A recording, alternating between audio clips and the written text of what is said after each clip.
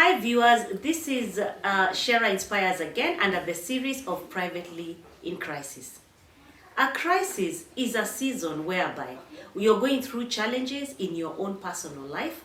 I'll give an example of, genuine crises. For example, when there are floods, when there was El Nino, when we got COVID, that's a kind of a crisis where tough decisions have to be made.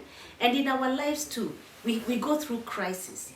You could be going through a medical issue. Maybe you're living with an illness. You could have lost a loved one. You could be suffering from the loss of a job. You could be suffering from maybe a crisis whereby you have issues with your neighbor. It could be a relationship issue. So there are many things, and every one of us, every human being has been through a crisis or might be going through a crisis right now as you're watching us. And this is why we are here to discuss. So some people are different. There are people who decide that part of the healing and how they'll handle their crisis is to speak about it. And this is why our channel is all about that, speaking out. And every time we have different guests, like today, we have a guest with us who is going to tell us an interesting story that we are just about to hear. So, welcome to our show. Thank you. What's your name? Please tell us something about yourself. Yes, my name is Leis Masharia, and I'm a university student, and also university student at Kenya Methodist University, and I was born in Dagoretti Hospital, and and I've been raised in Murang'a and both in Nairobi, but most of my childhood I've grown here in Nairobi. Oh, that's nice. Yes. This is an encouragement to many of the young viewers who are also in university. And what degree are you undertaking? I'm undertaking a degree in public health. Public health. That's nice. It's good to hear. So, what storyline do you have for us? My storyline is based on my growth as a child in a children's home back in Mukuru in Embakasi, and I like to share most as in the things that I've gone through as a boy, and also with my fellow children there in the children's home, and maybe hope to share some experience out of it, and probably a solution that is long lasting, and also something as a healing process, and also as in show some light that there is also some light in this society apart from all that. Wow, I like that. Sounds very good. So you actually grew up in a children's home. How did you get to be in a children's home? Well, the way I found myself there isn't so much clearly. I can't remember vividly about it, because I was still young, around 5 years, 6 there. And at that time, all I can remember first is just constant safaris from Murang'a to Nairobi, from Nairobi to Murang'a to Embu. Because much of the research that I've done, I maybe come from Embu. That's what I hear, that my dad is an Embian. And currently my mom lives in Murang'a, and she's been there all that time. And now myself, I grew up in the children's home. So in the first place, when we came to Nairobi, I was still young, so I didn't know even it's called Nairobi, and I didn't know how to speak Swahili. I used to speak Kikuyu, and everyone used to laugh at me. Then things just went the way they went, and mom took us to a children's home. And I've stayed there. That's where I went from my nursery school, class 1, class 2, up to class 5, around there, when people now came in through my life to support me to go to a nice school and further my education. Wow, that's quite a story. So Yes. tell us, because the life now, we have many people who are watching us, and some of them, they go to a children's home, just to visit and to get to know how other children are living. Most of them, we have many families. We have people who are living with a single mother in their home. We have those who are living with a single dad, where maybe the wife is dead, so the man is a widower. Maybe the woman is single. Though people keep saying that, you can be single by choice, but sometimes it's not really by choice. So they are watching us here. Can you tell us how old you were and life in the children's home? Like, what kind of setup is it? How old were you when you went there? And tell us how, because like, for example, now a home setup, you have a bedroom, you have a kitchen and all that. So tell us in the children's home how it is and how old you were when you went there. Okay, I must say I was younger, but I think on average scale, for you to be in nursery school, you must be around 5 years. So yeah, that's why I think I was 5 years, because by then even I wasn't allowed to go to school. As in, if you were to do that thing for catching your ear, so Yeah. so I wouldn't still qualify to go to school. So I was still young, and even up to now, see, I'm still young. Yeah, hardly 18. And still in the university. Right. So you see, I really can't estimate the age then. But how I got there, okay, the details I can't remember very well how I found myself there. But now the story that I got, the version of the story that I got from mom was, she had so many problems, and now they had, my father, now my biological father, they had a mishap whereby he somehow got bewitched, and he tried to kill us both, kill my mom, my sister, and at sometimes he had even at time locked us in a house and was ready to touch it. Yeah, he was kind of an asshole, but later he even tried to chase mom with a panga, and both of us, that's why she had to escape, and that was back in Embu. So from there, I think it's when she came to Nairobi to her relatives, and she had so many issues. She couldn't keep up with the life, with the standards, and a lot. So she decided that the only way is to take us to the children's home and then start afresh. Yeah, so that was back in around 28. Yeah, 28, we got 28, 207, 209, on that range, on average. Yeah, in the children's home, life was really tough, really tough. I was the youngest of them all, and as I told you, I had a language barrier. I didn't understand Kiswahili. I've never been into school. My sister, yes, was younger than me by a year, so even me, I just didn't know how to cope with it. And so it was a lot of issues, and in the children's home, it was a mixed school. It's a mixed children's home, and there's a school also. So there you have the boys' dorm and the girls' dorm. So being the youngest, they'll have to play around with you, take you up in the air, catch, And then, so from there, I learned the experience for doing acrobatics. So yeah, I've done acrobatics, and yeah, I was the youngest. Yeah, so that's why they used to, I think, I had some pictures. I don't know if they still exist. Yeah. You'd have brought them for us to see, right? Yeah, I would. Yeah. Yeah, so I learned acrobatics out of people making fun of that, and also making fun of how I speak. And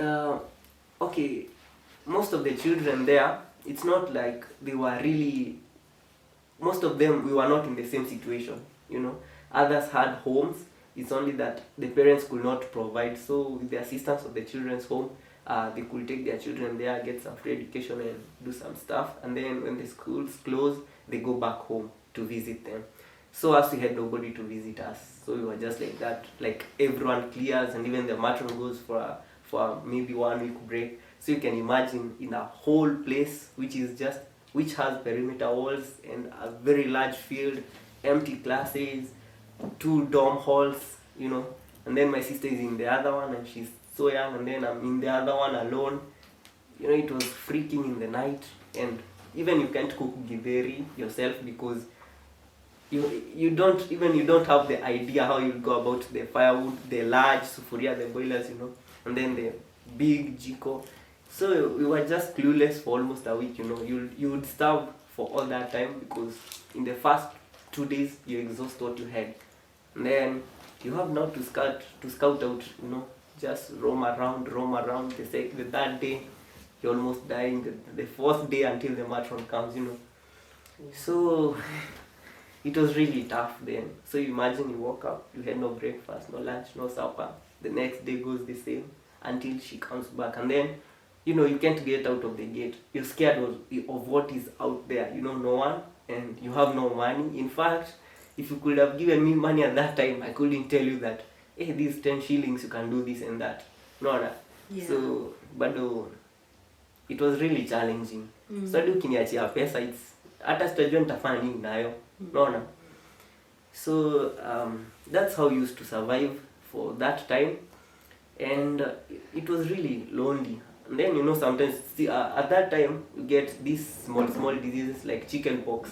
Sasa imekupata na ujio ni chicken pox, huwezi toka nje kwa jua, huwezi oga, and then you have it. Then I spread it to my sister, so we are all there, we are alone, you have chicken pox, everyone is eating, you're hungry, and all that kind of stuff. That's living in a children's home, whereby you have no one who knows what you're doing, and maybe they are hoping, wanajua utaenda mahali, matron atakuja tu, and she has to take the break, and she can't take you with her because she has responsibilities. Even her, she is struggling. That was the life and I had to look after my sister because akisikia njaa, she'll just find anything to eat. Watu wamechiu bolgam wakatupa chini, unampata ndo anachiu, na unajua ni mbaya. The teacher used to say, do not pick things in the ground and eat. So you're there. It was real struggle in the children's home. Wow, that's quite tough, really. And some of our children take it for granted. When we have them at home, we buy them toys, we live with them, and they don't realize how tough it is. And I'm glad that you're speaking this because so many of them will be able to hear. Now tell me, because you stayed there from age 5 until you finished Form 4, you said? Not really. Until around class 6, 7 there. That's when the children's home was closed. And then, people really came in to assist us, to look in if there is anybody who needs help. So as in, the dorms where we used to sleep were, like they were removed. So it's only the school, and the school was made to be a high school. Now you have, and I'm still in class 4 or class 5, 6 there. I think class 4 then. Class 4. That is when the primary school was closed, and then the boarding. The boarding. So like you have no school to go to, and you have no place to sleep. So you're just there, and people have already dispersed since they had, those people had places to go, but the parents could not sustain them. See, now everyone is dispersed, and then you're there. So now at this point, let me say that is where Mr. Kimeu comes in. Since he was the director of the school, or he had partnered with them, he took us in. So he, I remember it was almost heading to Christmas, around 2012 there. It was heading Christmas. And then, so he took us to his home. We had Christmas for the first time. Chapati. Chapati was a story I used to hear. The last time I took chapati maybe was when mom was around. That was it. So and then it was like all that time around nursery, class 1, 2, 3, 4. It's 5 years now. Alright. See, it's 2012. Then we eat chapo for the first time. I see a dog for the first time, as in a real dog. Unajua the children's home ilikuwa fence na ukuta, unaona?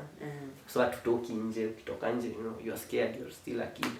Na unasikia uko nje you hear drugs, but what's that? So unasikia tena watoto wanaibwa, so like you can't get out. So when we came here tulipata watoto, you see people riding bicycles and you are like, wow, how does it really happen on 2 wheels? Then it was a wholesome experience, and I also learned as in education is a serious thing. In the children's home, whether you go to school or not, nobody knows, because hata your breakfast ni uji, utaamka, and then ukuwa mtoto kuna as in the bedwetting. So you bedwet, you're trying to dodge these people, the big boys. They are like, we toka, unanuka, unakojoa kwa domo, unawekwa hadi hapo kwa mlango. Your bed iko tu hapo kwa mlango, kikojoa ina flow nje. Unapigwa na baridi, like they don't care. And even when schools were ongoing, sometimes people would visit and buy us unga ya ugali, unga ya chapati, but you know, some kipikiwa ugali utakula na nini. So you know, the big guys, they go out there, they look for milk, maziwa mala, the big girls. And then my sister, since my sister, unajua wasichana wanakuwa na huruma, so at least anakuwa sorted huko. Wewe tu unang'ang'ana ugali yako na chumvi, kata chumvi iko juu, hata utakula githeri na chumvi juu, hata chumvi who's going to buy it? Mind imedonatiwa, maragwe, the beans, the maize has already been donated. Yours is just to cook.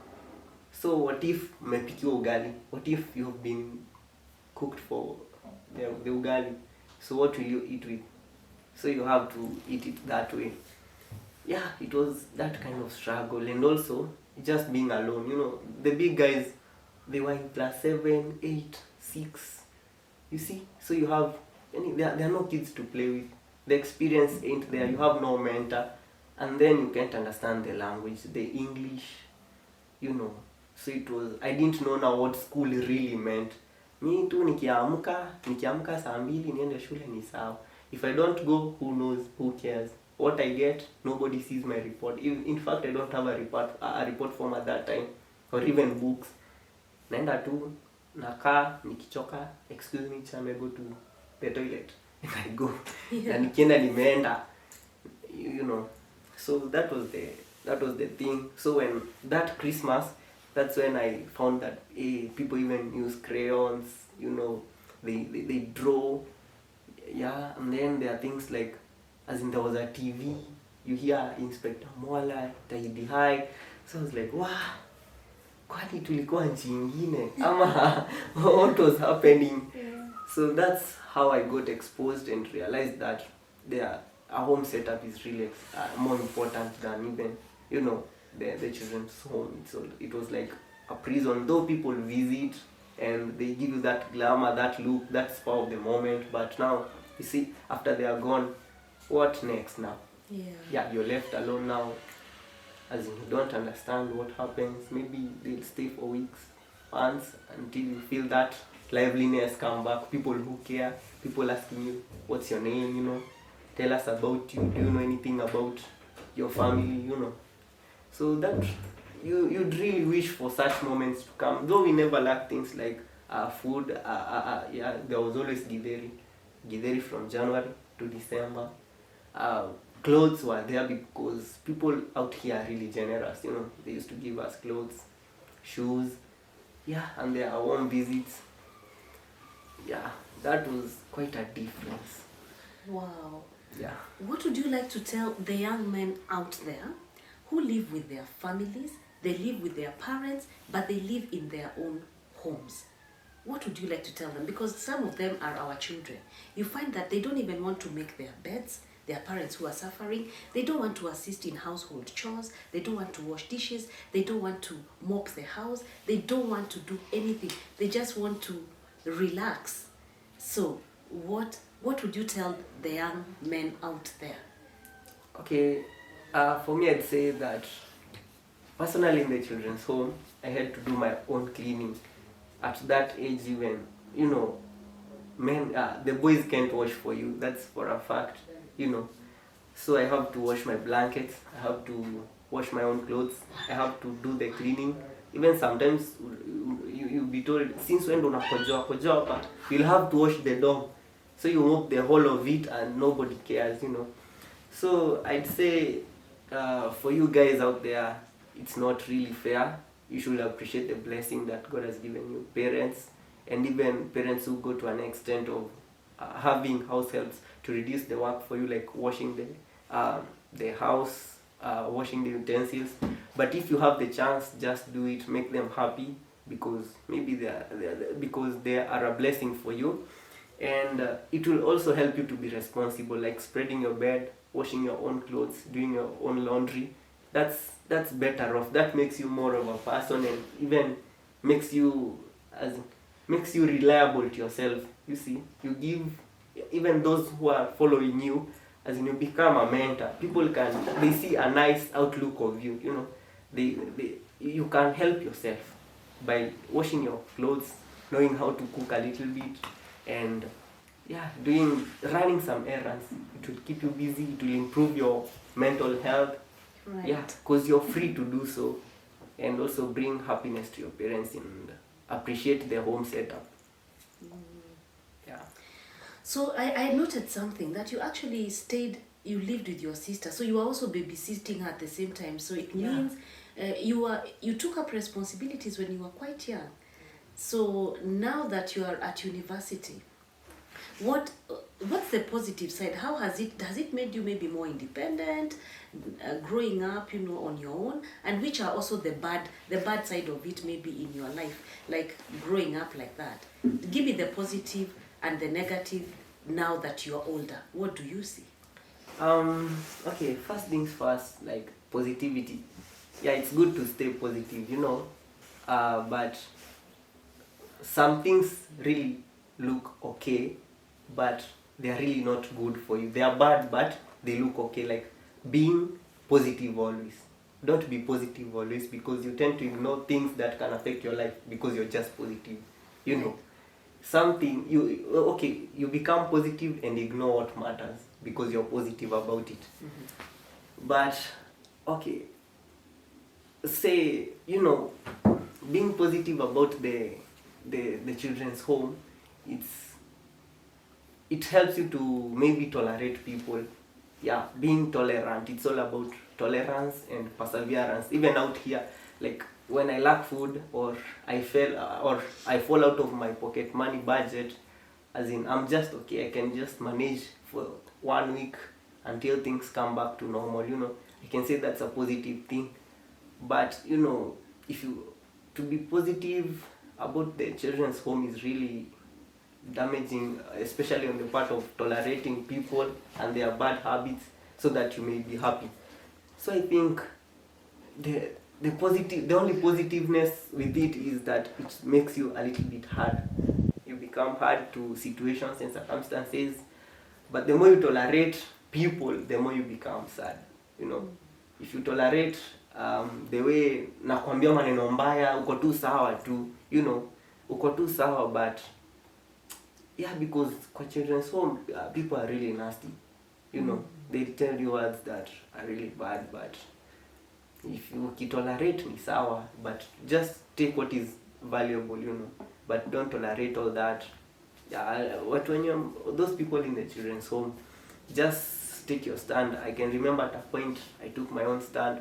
Kaambia mtu wewe bana usinilete atakaa nini, unaona? Right. So usikwe, as in, don't just tolerate. The more you tolerate them, the more they take advantage of you, just because you're positive about wataacha tu, nitatoka tu, but you're never happy. Just live your moment. Mtu, don't tolerate everything. Sati, don't be so positive. Yeah, that's negative and positive at once. That's fine. And now in your life, because you're older, of course you look forward to dating at some point in your life. I don't know your dreams. What would you like to tell us? Because you will of course date eventually if you're interested, or we parents, we expect that our sons will date and marry and have families. So when you see yourself there, do you see yourself there, or you're thinking more your dreams, like I want to do big, maybe make money, because of the way I was brought up and the crisis that I went through? What is it for you? To be honest, on the dating part, okay, that has not settled so much well in my mind. But as of now, yeah, we are just from high school. You have nothing so far, You're just being supported by, for me, I'm supported by Rotary Club of Milimani in conjunction with Rotary Club of Emsdeten. They are really nice people. They offer scholarships. So I look forward to that. They pay my school fees, and they brought me all that far from high school to this point. So what's clear in my mind is that just I want to make my own treasure, make my own thing, just bring up something of my own, because right now I can say that niko na place ya kuenda nikiacha shule sasa, ama shule ikiisha, now where am I going, unaona? Right. So like, but on the futuristic side of family, obviously, I wouldn't like my children to end up in a children's home or being brought up by someone else under the mercies of anyone else, but mine only. Wow. Yeah. That's very nice. I really thank you for your time. And which people would you like to thank who came out, in your time of need? Maybe you can speak to them on the camera and thank them. I'd like to thank Mr. Gideon Chalo. Now he's the late. He was an entrepreneur and the owner of the Goodrich schools. Yeah, he accommodated me in Goodrich Embakasi, where he took up my studies from class 4 up to class 8, and he really gave me a platform to explore my talents, of which I couldn't explore before.